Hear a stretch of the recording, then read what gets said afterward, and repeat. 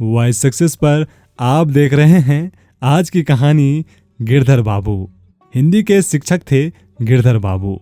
उनकी शिक्षा सिर्फ किताबी नहीं थी, जीवन को राह दिखाने वाली शिक्षाओं के वे महासागर थे। उनकी सजा में भी शिक्षा थी, अपार प्रेम था। एक दिन की बात है, तब मैं छोटा था, शायद 5वीं या 6वीं क्लास का छात्र था। मेरे स्कूल में हिंदी और अंग्रेजी की क्लास में किताबों से कुछ मुश्किल शब्द लिखवाए जाते, यानी डिक्टेशन होता। उसके बाद कॉपियां टीचर के पास जमा करवाई जाती। टीचर चेक करते और जिस बच्चे के सबसे कम नंबर आते उसकी अच्छे से पिटाई भी होती। उस दिन हिंदी का डिक्टेशन था। हिंदी टीचर गिरधर बाबू ने कुछ शब्द लिखवाए। कॉपियां जमा हुई। कॉपियां चेक करने के बाद गिरधर बाबू ने अचानक मेरा नाम पुकारा तो मैं शक पका गया, क्योंकि हिंदी डिक्टेशन में प्राय मेरे 10 में से 10 नंबर आते थे और सबसे पहले उसे बुलाया जाता था जिसके नंबर सबसे कम होते थे। फिर मुझे क्यों बुलाया गया? क्या मेरे सबसे कम नंबर आए हैं? सोचता हुआ मैं उनकी ओर बढ़ा। जब उनके सामने पहुंचा तो उनकी लाल लाल आंखें देखकर मैं घबरा गया। वे बहुत गुस्से में थे। अचानक गिरधर बाबू उठे और उनके हाथों की पतली छड़ी मेरे ऊपर बरसने लगी। ठीक से याद नहीं कि वह छड़ी कितनी बार मेरे ऊपर बरसी। बस इतना याद है कि मेरे हाथ और मेरी बाहों के ऊपर लाल लाल धागों जैसे मोटे मोटे निशान बन गए थे। उन जगहों पर तेज जलन भी हो रही थी।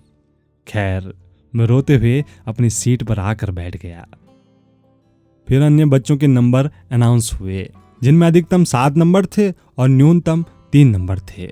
मैं सोच रहा था कि पिटाई हुई है, इसका मतलब मेरे 3 से भी कम नंबर होंगे।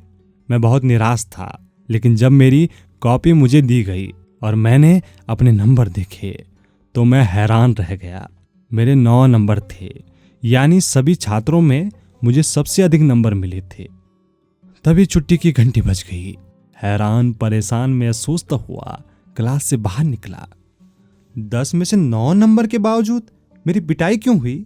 एक गलती में भी पिटाई, आखिर क्यों?